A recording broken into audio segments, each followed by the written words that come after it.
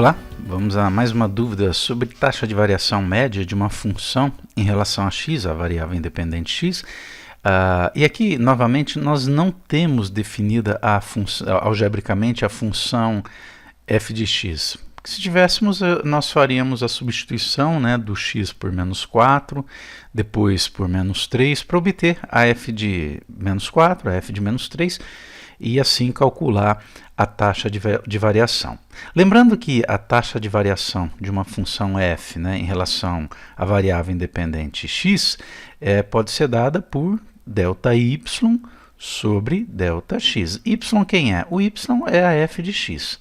Tá? Então nós vamos calcular o valor do y para um dado x, depois outro valor de y para o outro x, e verificar a diferença, né? Se ΔY e ΔX, na verdade, é a diferença entre os valores de y, que a gente pode chamar aqui de y2 e y1, como eu mostrei no vídeo anterior, né, de dúvidas, x2 menos x1. Então, uma situação bem semelhante aqui, é atentar mais para a questão do sinal.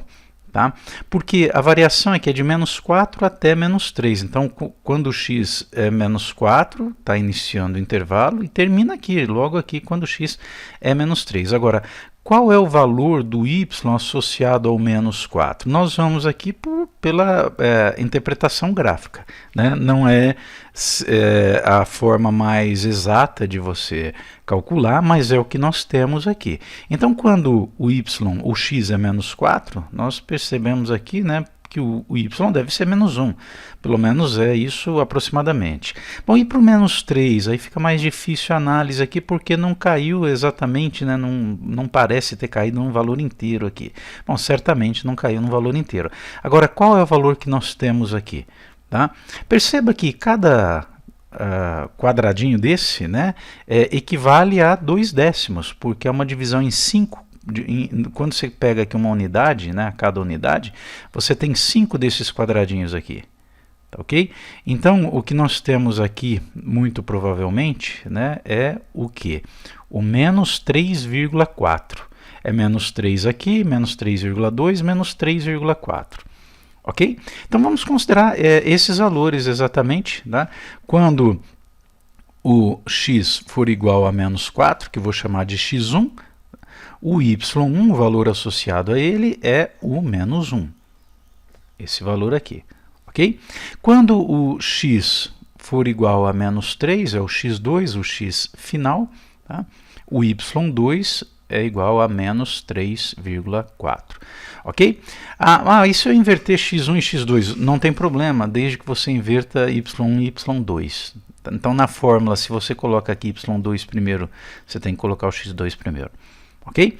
Agora, fazendo as substituições aí, né, o que nós vamos ter aqui é y2, quem é o y2? É o menos 3,4.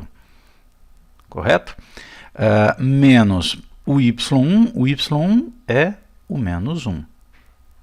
Tá, ok?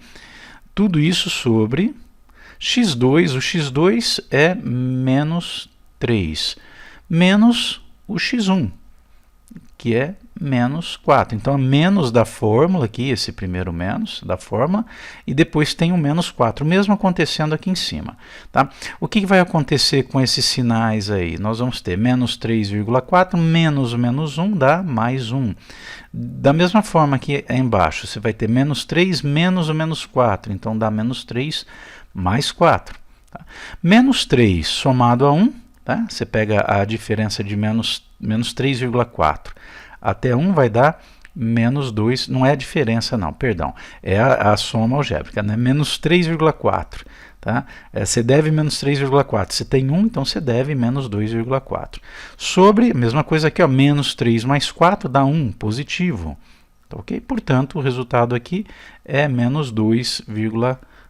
Menos 2,4 dividido por 1, que é o próprio menos 2,4. Ok? Espero ter sanado a dúvida. Até o próximo vídeo.